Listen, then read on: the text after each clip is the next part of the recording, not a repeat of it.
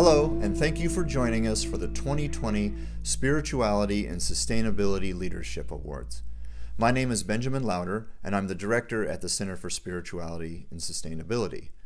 The Center is a nonprofit organization housed in a Buckminster Fuller-designed geodesic miniature Earth dome that straddles the Earth's 90th longitudinal meridian here on the Southern Illinois University campus in Edwardsville, Illinois. The Center's mission is to promote humanity's sacred connection to the Earth and each other. And each year, in order to celebrate that mission, we hand out 2 awards. One for spirituality leadership, that's going to Sally Burgess of Studio Gaia this year, and another for sustainability leadership, that's going to William Odell of HOK Architects. And even though we can't be together in person due to the pandemic and our desire to slow the spread of COVID-19, I hope you'll find this evening's event entertaining and inspiring. We also have musical performances from spoken word poet, singer, violinist, guitarist, Tebi Zalango. We start each year's event with a prayer, and this year is no different. So I turn it over to Dr. Al Dibert, the chair of our center's Friends Committee, for an opening prayer. Prayer hearing, prayer answering God. We would ask your blessing on this evening's awards program and thank you for calling to our attention the 2 special persons, Sally Burgess and William Odell, that we are acknowledging and appreciating tonight for their special contributions in their respective fields of spirituality and sustainability. And we pray that you will continue to bless their efforts in contributing to the spiritual and sustainable life of the planet. We would ask that you bless the Center for Spirituality and Sustainability. We ask your blessings for the efforts undertaken by the Center to promote both interfaith understanding and sustainable practices on the SIUE campus and the surrounding community. We ask that you confirm the Center's vision to preserve the Buckminster Fuller geodesic dome as the physical embodiment of Fuller's philosophy, that the dome's translucent miniature Earth may serve as a beacon for global unity, providing a place for connecting the world's cultural and spiritual traditions through their common concern for the planet. Help us to have unity of thought and action in achieving our goals. We acknowledge your sovereignty through Bucky's personal version of the Lord's Prayer.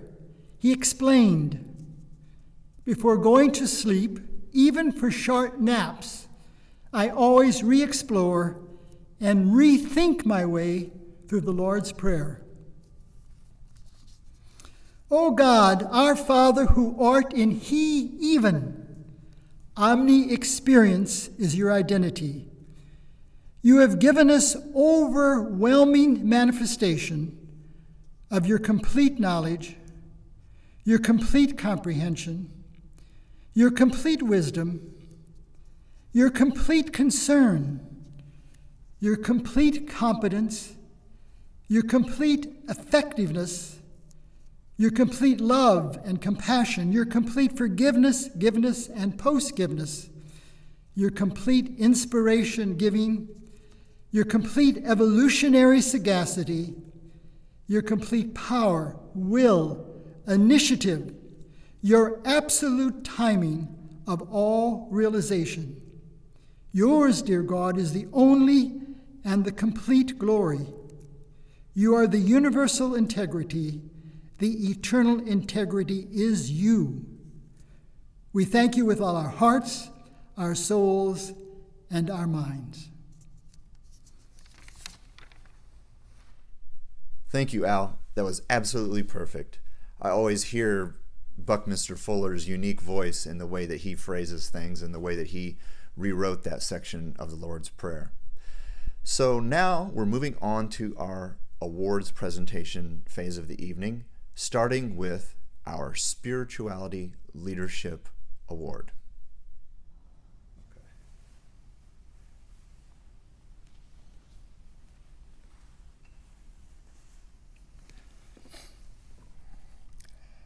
Next, I'd like to bring up Ruthie Kubicek, psychotherapist and longtime friend of Sally Burgess. Ruthie? And thank you, Ben. It is an honor and privilege to present this Spirituality Leadership Award to Sally Burgess. I asked some of the other yoga teachers at Gaia Studio to say a word or sentence about Sally. And of course, they said more than a word. Stacy Stufflebean said, "When I think of Sally, I think of two words, supportive and encouraging. By encouraging everyone around her to be better versions of themselves, she creates an environment where people feel supported and therefore able to grow spiritually." Renee Davidson said, "Sally has a depth of feeling, a deep well of compassion that fuels her work. She's not afraid to acknowledge and feel the pain that comes from life. And this seems to allow her to open to joy, to the possibilities of change, and to envision what we can do to make the world a more equitable, positive, and healthy place." Sally's journey has taken her on many personal and professional paths. How many of you knew that Sally's first career was as a sports and news reporter, then anchor, then director at a radio and TV station in Colorado? That was followed by a move to Utah, where Sally worked for women's reproductive rights, where she collaborated with the ACLU, physicians, and other organizations as the executive director of Utah's Women's Health Center, and later the Hope Clinic for Women in Granite City. All that before giving birth to and nurturing Studio Gaia. Studio Gaia is where I first had the honor of meeting Sally when she asked me to teach yoga at her new studio, 2006. The studio was an oasis, a calm, healing shelter. When I first saw Gaia, it was like a dream come true. I was in awe of the realization of Sally's vision. The lighting in the studio. Hello. The lighting in the studio, it's okay, we can share this. It's a little spider. The lighting in the studio, the energy, the earthiness, and natural beauty, the calmness it created inside those who entered was palpable. But of course, we're talking about Sally, so it doesn't just stop with Gaia. Sally keeps moving forward with her unrelenting, dynamic spirit. She also hosted a fundraiser for the victims of the Haiti earthquake, victims of the tsunami in Japan, protesters at Standing Rock who needed coats and warm clothes as they protested the Dakota pipeline in brutal winter storms. Sally also hosted a free cycle clothing rack at Gaia and donated the proceeds. It doesn't end there. With an MBA already in her pocket and certifications in plant-based nutrition, climate change, raw food educator, personal trainer, just to name a few, Sally went on to attain a master's degree in environmental policy administration, a triple degree, which she created herself, which she worked on while doing everything else in her egoless, non-judgmental style. And then, and it was a joy to witness, Sally landed her dream job, downstate coordinator of the Sierra Club, where she promotes environmental changes and jobs creations and is helping coal miners with carbon-related issues, promoting legislation for a comprehensive bill up for approval on state level that would provide funding for improving renewable energy in the state. Did I mention that she also raises goats, chickens, a duck, is a beekeeper and an organic gardener. In addition, Sally also has developed coalitions between East St. Louis churches to promote justice, social justice, and reduce racism. Because of reading Sally's writings, I had the gift of being in a writing group with Sally, so you get to know somebody really well when you read their writing. I now recycle diligently, use less plastic, and cherish and worship the earth in a way I never knew possible. She has that effect on people. So I said I asked some of the yoga teachers at Gaia to write something about Sally, and this is what Lisa Hudson wrote. I've watched Sally carry this torch for so many years, far before concepts and movements focused on things like climate change, social justice, diversity, inclusivity, and conscious community building were trendy or even commonplace. Sally created a nest, an incubator, and a safe space for these revolutionary ideas and conversations to happen at Studio Gaia. She and George have and continue to invest significant personal resources to ensure that our community has a space like this. Sally has fostered the passions of a whole spectrum of wellness educators and practitioners over the years. I could be sure that if I came to Sally with an idea for a workshop, a class, or even better, a cause, she would always make the space and a way for my vision to become reality. You don't come across that sort of generosity very often. Many times, Sally offered free space for community book clubs, support groups, or fundraisers to have events. And her work went far beyond a NIA class.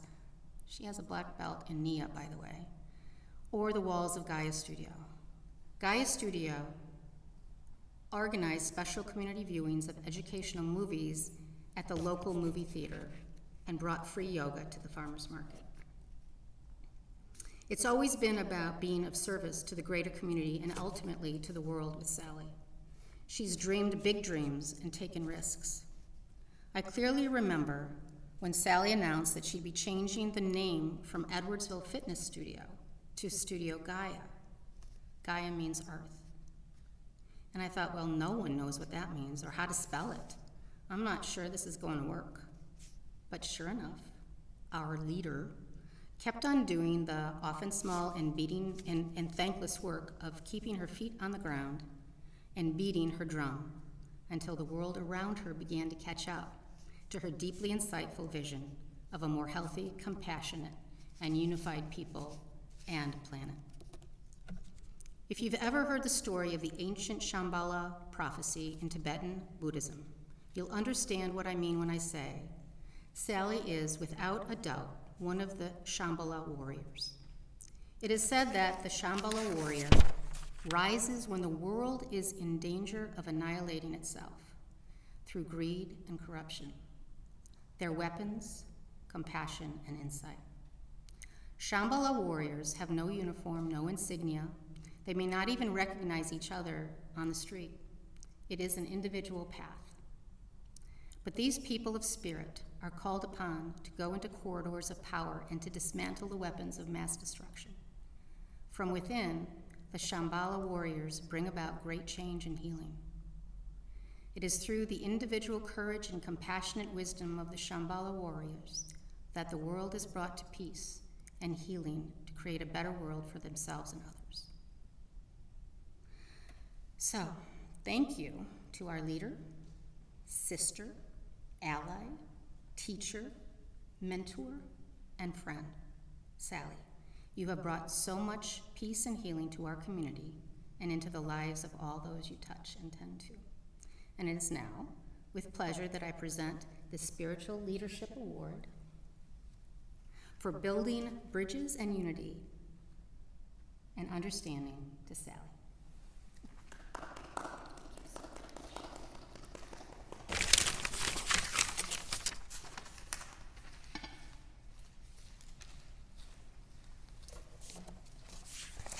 There is no way I can do that justice. That was absolutely beautiful, Ruthie. Thank you so much. I'm so grateful to have the honor of accepting, I'll get there, the Spirituality Leadership Award on behalf of the many, many people who have nurtured Studio Gaia over the past 14 years. My goal is to use this time naming as many names as I can, knowing full well I will inadvertently fail to mention someone who should be called into the circle. But Studio Gaia has from day one been about community and what can be created when like-minded others come together with hearts wide open. Ruthie and her daughter Rachel were with us from the beginning. Ruthie would be teaching Saturday morning yoga, and 5-year-old Rachel would wait for her in a nearby room. Every once in a while, Rachel would need to come out and ask for help opening her banana. So Ruthie would pause, tend to her daughter, and George and I just loved that. We knew that was the kind of yoga studio we wanted to be. Yoga in service to the deep ethical values that cultivate safety, cooperation, and peace. And sometimes on those Saturday mornings, that was a mother tending to the needs of her daughter while the members of the class did their practice. There have been so many mother-daughter duos who have crafted the nest that is Studio Gaia.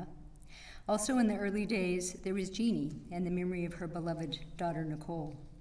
I never got to meet Nicole, yet I know her through Jeannie, and I'm sure it's true for others as it is for me, that as long as I live, anytime I see a dragonfly, I'll think of Jeannie and her daughter.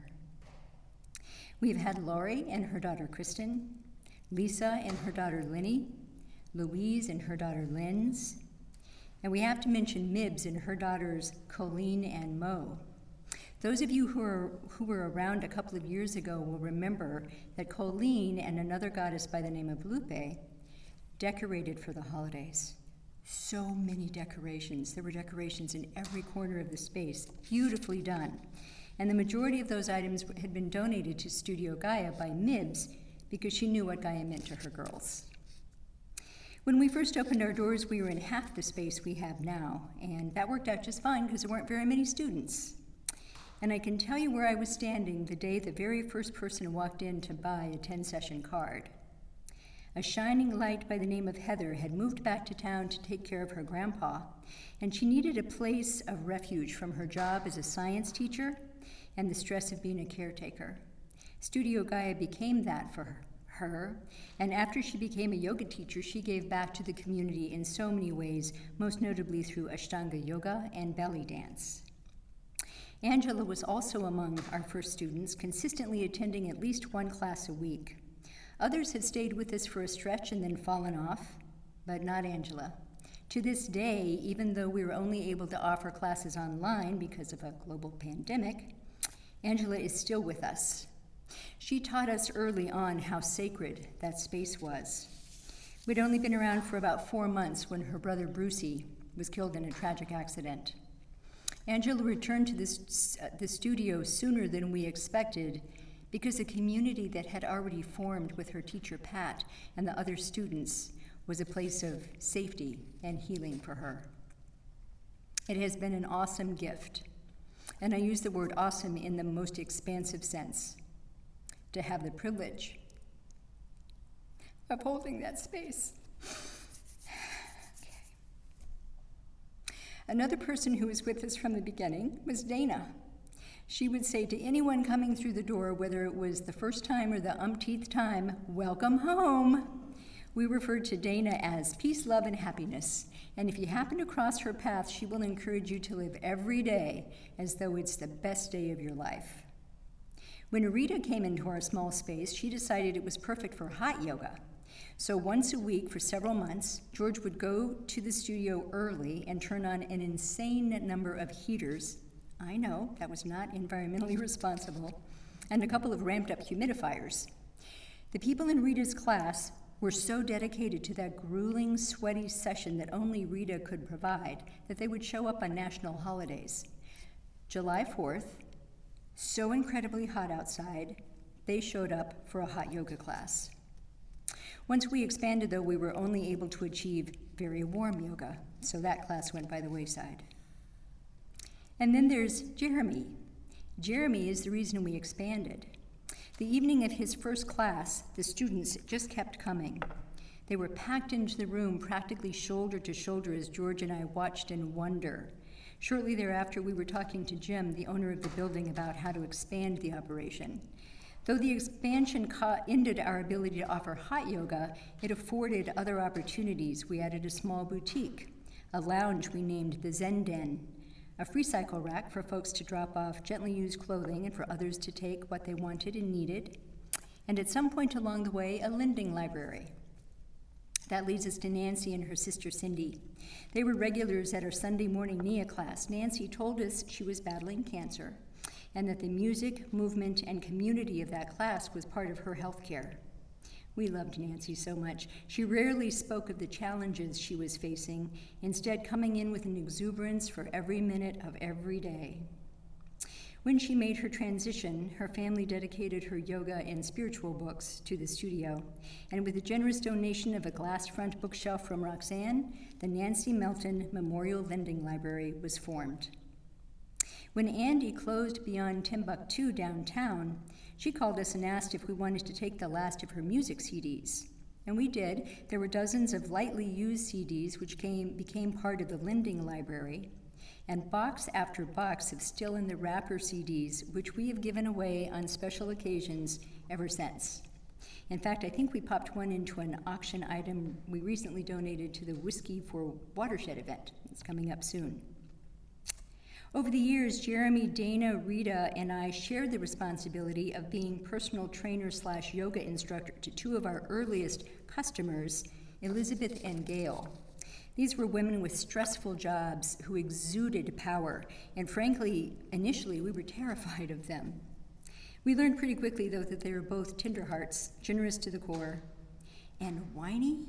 My goodness, those women could whine their way through a workout.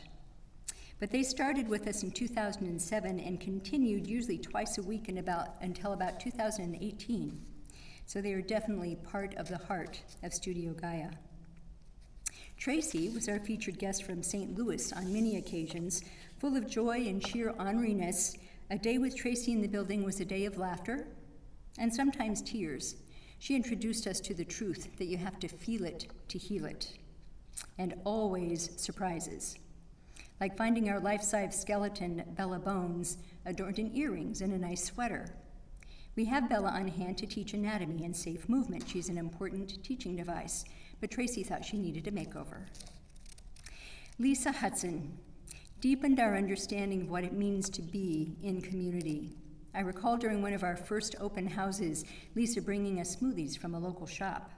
She always brought that thoughtfulness and her consistent wholeheartedness in everything she did with Studio Gaia. In 2014, we became a Yoga Alliance certified school, and this year we will graduate our 8th class of certified yoga teachers. Jen and Jamie and other highly dedicated instructors have created a curriculum that provides anatomy, how to teach the poses safely, meditation, and again, safe space for exploring one's self. Every person who has completed the program talks of being transformed. Many of them have completely shifted the course of their lives, and in some cases have become the busiest yoga teachers in the area, and we're proud of that. Through Jen, we have been blessed to know Dina and Terry and many other beautiful souls such as Mark Beal. One of the books we study as part of our yoga teacher training is A Life Worth Breathing by Max Strom. We were so moved by that book that we invited him, an internationally renowned speaker and yoga teacher, to come to Edwardsville. And he did, twice. 2 years in a row. In addition to being a lovely human being and truly inspiring, we can tell you that Max is very, very tall. Another book we love is Yamas and Niyamas, Exploring Yoga's Ethical Practice by Deborah Adele. We also invited Deborah to town, and she also said yes. I'm still in touch with her. We exchange occasional emails, and I think she might be with us at the awards ceremony. I received this message from her when she learned of the award. Sally, I'm so proud of you. My experience of Studio Gaia was an aliveness without denial, a willingness to sit in hard truths and not turn away, a discernment able to distinguish between excess and sustainability, a sense of connection reaching beyond self to the common good.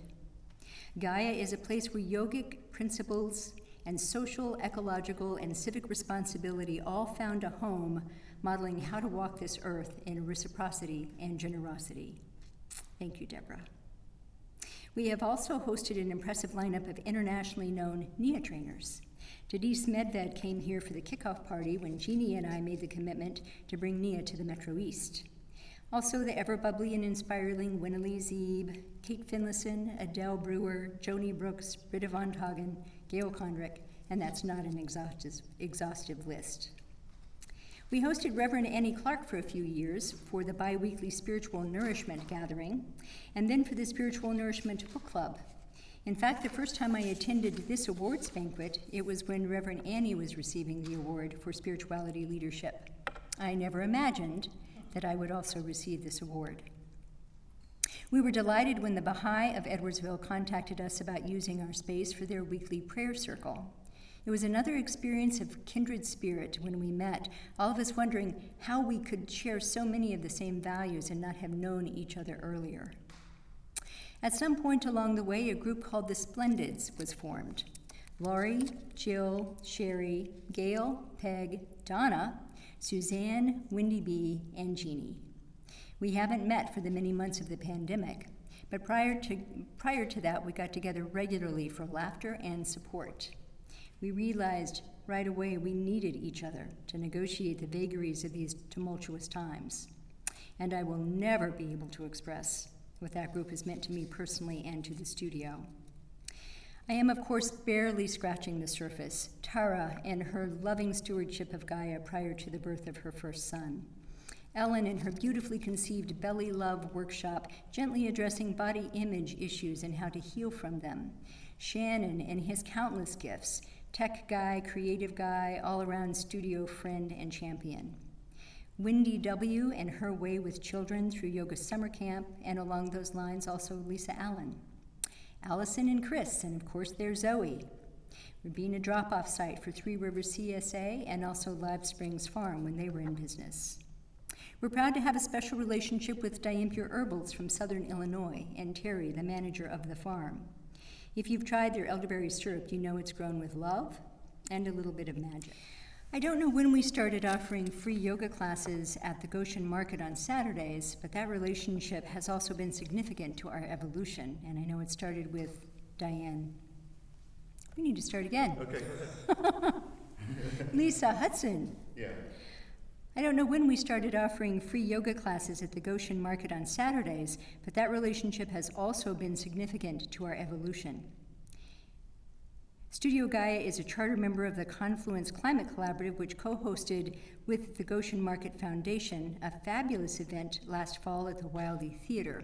We had a sold-out crowd that night as we watched The Biggest Little Farm and had a panel discussion afterwards with local farmers. We've had exceptional massage therapists at the studio: Tammy, Ashley, Kelsey, Amanda, Ann, and Melanie, and of course Gail, our reflexologist. And our teachers. This is just the current lineup. We have had so many amazing beings over the years. I've named some already, but we also have Renee and her gift of Yoga Nidra, Lynn Dean with her essential oils, Jill Thompson and wall yoga, Val Barber and chakras, Stacy Stufflebeam, our first prenatal yoga teacher who was also with us very early on, Catherine Jackson in the true practice of Yen, and Julie Hamilton in chair yoga. And then there are the students. I can't name all of them for obvious reasons, but they are in our hearts every day. We miss them. We miss our beloved Gaia. We've been shut down since March due to the pandemic. Because you see, the very things that make us special, it's a cozy inner space with lots of props and teachers trained to offer hands-on adjustments and a community that hugs freely and laughs and loves to hang out in the Zen Den, have become the very things that make the space risky for catching coronavirus. So we don't know what the future holds. We'll have to keep you posted. But before I end, I must extend thank yous to two critically important people. First of all, Linnie Beaumont. I'm not exaggerating when I tell you she has been the glue that has been keeping Gaia going for the last several months. Linny is creative, a lovely spirit, and has been steadfast. Thank you, Linny. You have been such a gift to Gaia and her students and to me. And finally, George Johannes, my husband and Gaia co-creator. I had this dream 14 years ago of opening a fitness studio, and he said, let's do it. And Studio Gaia morphed out of that initial vision. If you wonder if it's important to tell someone you believe in them and you support their dreams, I can assure you it is. George, has also known as Studio Boy, has always done that for me, and it has made all the difference.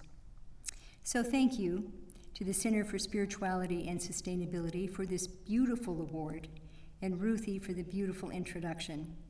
I am deeply grateful for the opportunity to tell you a little something about Gaia and her journey, and I will always cherish this moment. And out. Thank you, Ruthie and Sally. Sally, that was so wonderful. We are so blessed and fortunate to have you in the St. Louis region and to have you hosting events here in the Fuller Dome and building connection and inspiring people with your leadership in the field of spirituality. Thank you so much. Next up, we have musician Tebby Zalango to share some spoken word poetry and violin with us.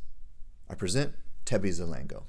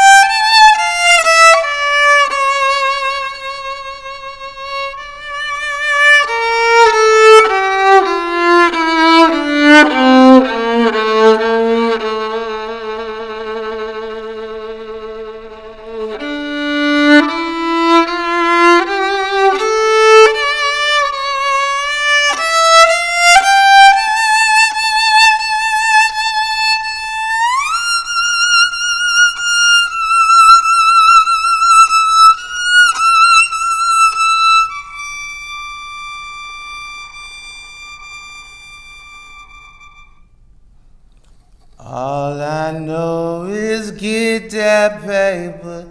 All we know is get that dough. All we see is money chasing. All I ask, what about your soul? What about your soul? What about new life? What about your soul? You can't depend on this life. You can't depend on this life. You can't depend on this life. Love is like a breeze through the trees in the summertime. But when you blind like the shades that the windows are covered by, it's hard to recover when the panes are dark color and you can't discover the rays that would make Charles wonder if Stevie saw God in that ribbon in the sky.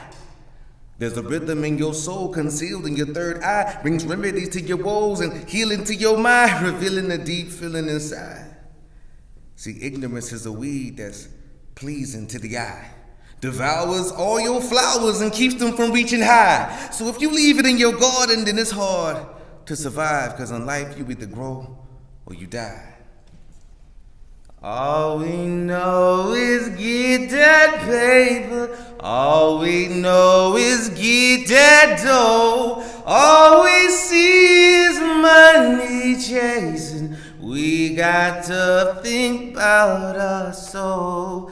What about your soul?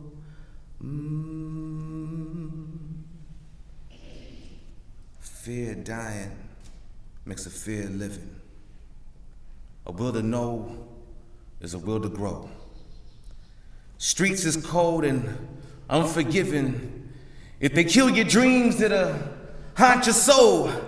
Shots outside of my window. It's a windy city when the triggers blow and your figure's low. It's like a figure four and you never figure what they hitting for. Life give you dice and they hit the flow. Now the only thing you know is get dope. Po-po kicking down your door to get dope. Then they make it legal, but they leave you in the hole. What happened till we all made equal? I just want to heal my people. We got to fight this evil. I just want to heal my people.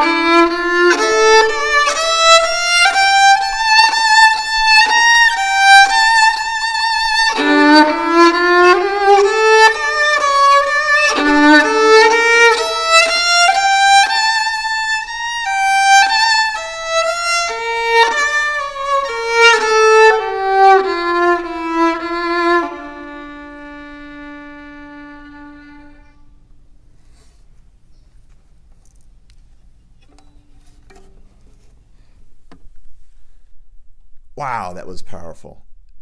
If you've never been inside of the Fuller Dome, it's an even more transcendent experience because of the unique acoustical properties of sound like Tebby provided inside of the dome.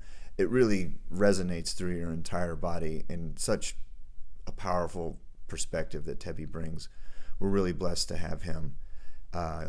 Definitely check him out on his social media accounts under Tebby Zalango, Tebezlango. Next up, it gets to be my personal honor to present architect William Odell with the Sustainability Leadership Award for 2020.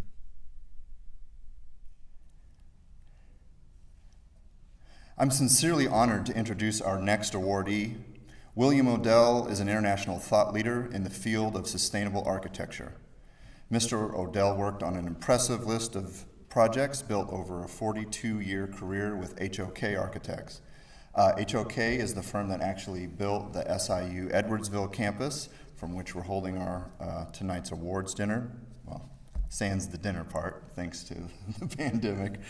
But while serving at HOK,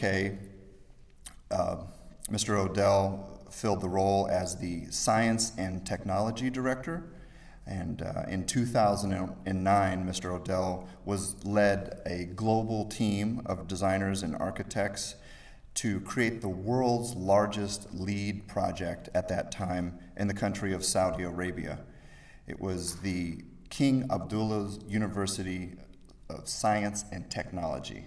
And I've since learned the acronym for that is KAUST, which I initially thought could have been pronounced cost and possibly reflected the cost associated with such an enormous project. But that was in the earlier days of when everybody started thinking about the impact of our built structures on our environments and how we live. In the LEED program, which is an acronym for Leadership, Energy, and Environmental Design, was an integral part of getting architects, engineers, and designers to think about the environmental impact of their built structures. Even earlier than that, in 2000, William Odell co-authored the HOK Guidebook to Sustainable Design, which served as a valuable resource to architects and designers at that time in the early days when sustainability was more commonly referred to as green building. And they were hungry for lived examples and information of people who had been out there in the field learning the lessons of what it was like to actually build in a sustainable way. And the HOK Guidebook provided many, many architects and designers around the world with that resource that they desperately needed at that time. So it is our absolute honor here at the Center for Spirituality and Sustainability to present our Sustainability Award for 2020 to William Odell.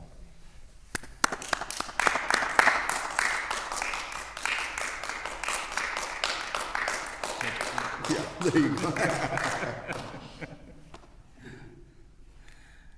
Thank you, Ben. It's truly humbling. You asked me to say a few words, and I will make it a few words. And maybe my perspective at the moment. I've obviously been doing this for a very long time, and have a perspective, as you can imagine. I was born a year and a day after the D-Day invasion of Europe, and the Allied forces stormed the beaches of France. And that was the beginning of the end of World War II. And as such, all the people of my generation grew up in the 40s, 50s, even to the 60s, reliving that war. It was constantly on TV. When we had TV, it was on radio, it was in magazines, it was books. And most importantly, it was what our parents and their friends talked about. Defeat of Nazism was obviously an extremely important undertaking. And it was one that the nation, our nation, the United States, well, really all the Allied nations, rallied around. Within days of Pearl Harbor, my father and many other men were volunteering for service. My father served in the Navy throughout the war. My mother changed job and worked for the Navy. Within days, factories were reconditioned to produce the armaments that we were going to need. What was so important about that, and really the reason people talked about it, is that it brought the entire nation together. It was a uniform task to defeat the Nazis and fascism. And our generation, my parents' generation, were justifiably proud of that achievement, which is why it got so much publicity. Even little boys like myself relived that war in the backyard as we grew up. Tom Brokaw referred to that as the good war. We're in the midst now of another war, one that is far more threatening to life on Earth than Nazism was. And that's climate change. Now, sustainability, the things that are represented by this award represent many, many different aspects of protecting the environment. But by far, the most important one is climate change.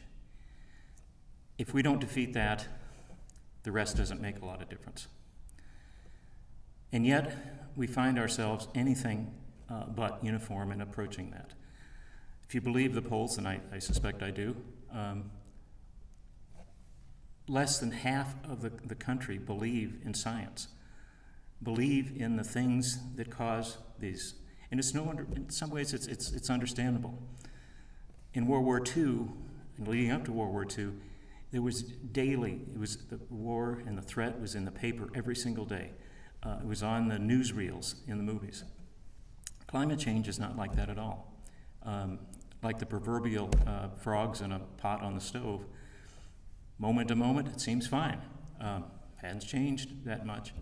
We don't see the things that are impacting us, and yet they are. Even things like the fires this summer or the storms more recently. While those are tied to climate change and are catastrophic, it doesn't affect most people. And so it's easy for people to ignore, and that's what's happening. But the fact that so many people dismiss science is the most troubling thing. And we see that in a different context right now with the pandemic, which obviously is on my mind. With the number of deaths, at the moment I think it's 215,000, rising infections rates, the economy in collapse because of it, and all those things, we still have 45% of the people who consider it a hoax, just like climate change is considered a hoax. So with that, thinking on climate change, for those of us who've been doing this work for a long time, it wouldn't be uncommon, I think, for people to get discouraged, and maybe people listening to this have gotten discouraged. So what do we do about that? How do we deal with it, given the amount of disbelief and action across the nation and across the world, really, about dealing with climate change? What do we do about it? Well, my daughters claim that I have bluebirds and butterflies flying around my head all the time, and that I'm the eternal optimist, and I am. So in I suppose somewhat of a Pollyannish way, I think the solution is to just keep on. Just keep on. Do everything you possibly can as individuals to change the things that you can impact. Whether that's, for me, it's building buildings and communities. For you, it may be something else. For organizations like SIUE, do everything you can to change the impact of the university on the environment, on climate change. For a lot of people, it's just going to be the best they can do is write a check and support organizations that are fighting this climate and fighting this battle and dealing with it. Write your congressman, your senator, all your politicians. Do it relentlessly, do it politely, of course, but relentlessly. Now, I have a personal great faith in the younger generation. I've talked to a lot of them over many years, particularly recently, and they far more, I think, than their elders understand the importance of climate change and the threat that it poses upon them and the world.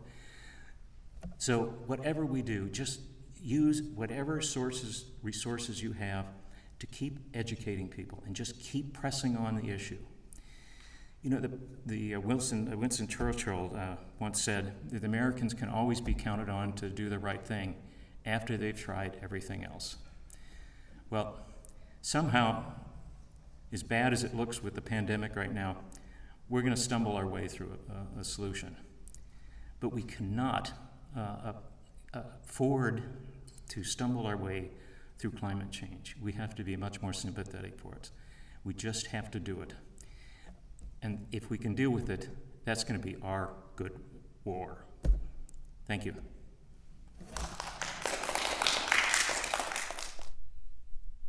Thank you so much, William, for that very timely and important message about inspiring us to rise up to the challenge of our times. We're going to end tonight's event by bringing back Tebi Zalengo to provide us with a bit more spoken word poetry, music, and acoustic guitar from inside of the Fuller Dome.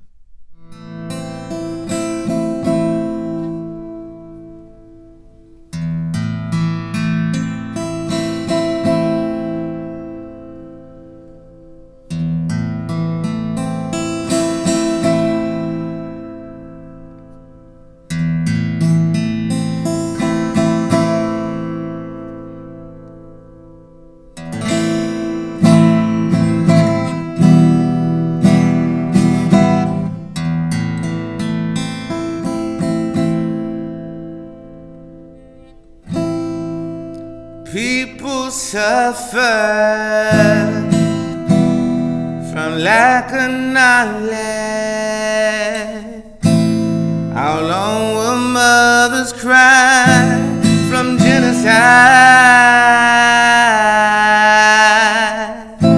Let's teach our children to be wise,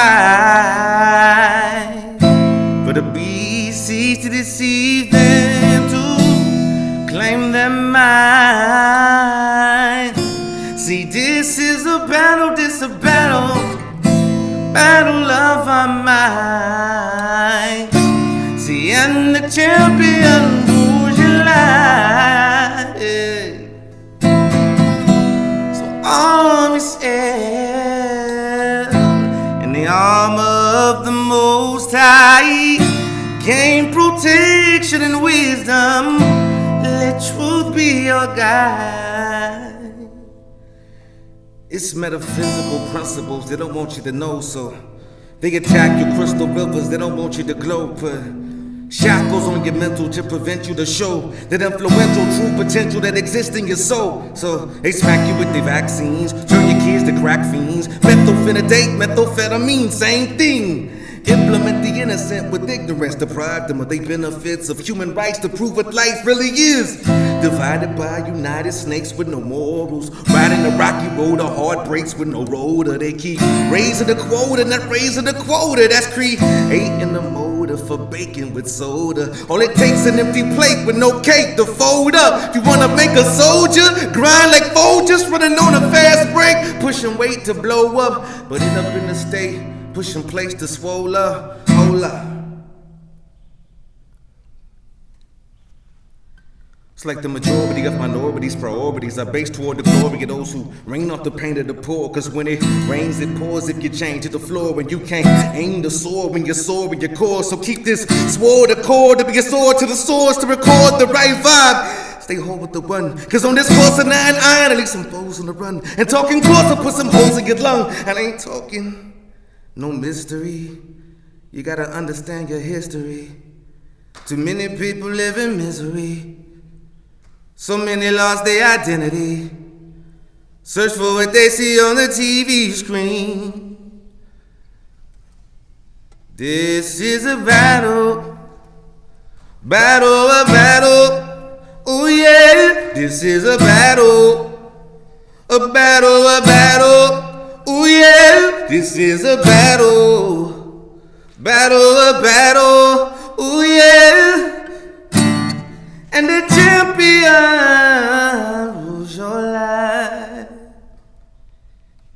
It's like the majority of minorities' priorities are based toward the glory of those who rain off the pain of the poor. Cause when it rains, it pours if you chain to the floor. But you can't aim the sword when you're sore in your core. So keep your sword accord, be accord to the source to record the right vibe. Stay hold with the one, cause on this course of 9 iron, leave some foes on the run. And talking course, I put some holes in your lung. I can't ignore this reality. Fatality's not fiction when the clip's in full of ammunition by someone with no ambition. Stuck in these rough conditions, trust in this crooked system, brought up in traditions, spitting nothing off your lips, man. Shh. Listen, all that glistens isn't gold. If your mission's flipping O's, who holds the keys to your ignition? See, you're missing the narrow road if all that your barrel holds unloads on those who hold similar foes as you. We can't spiritually grow if our material goals outweigh the right way. Don't shade the right way.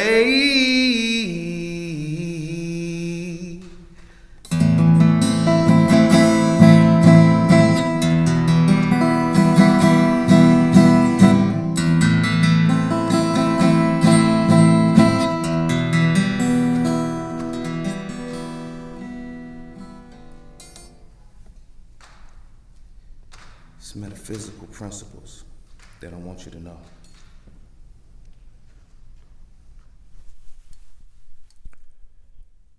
Thank you so much, Tebby, for that powerful performance.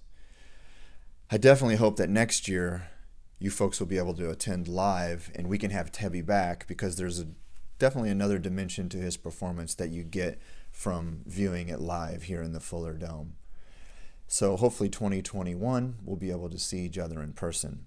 2021 is also the 50th anniversary of the Fuller Dome, so the center will be having fun birthday celebrations every month throughout the year of 2021. Although we're located here on the SIUE campus, the Center for Spirituality and Sustainability is a standalone nonprofit organization, so we are solely in charge of taking care of this important historic building. I may also want to mention this mural that I've been sitting in front of here inside of the Fuller Dome in our community room was painted by one of our advisory board members, architect Gary Karasik. So we're very grateful for him, and this has provided a nice setting for us to host this event. Like I was mentioning, we are a nonprofit organization, and we really rely on events like this as a fundraiser, so we truly appreciate you attending, registering, and supporting this event.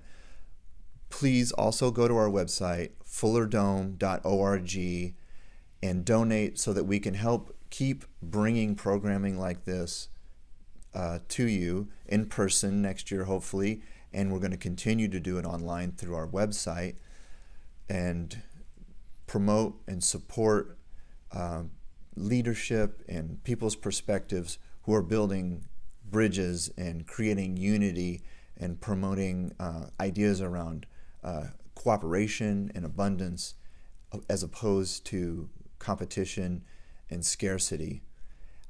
So please stay tuned through our website, fullerdome.org, and if it's at all possible, click on the donate button so that we can continue to preserve this building that's such an important architectural treasure designed by Buckminster Fuller, as well as bring you programming throughout the year that is in alignment with the Center's mission to promote humanity's sacred connection to the earth and each other.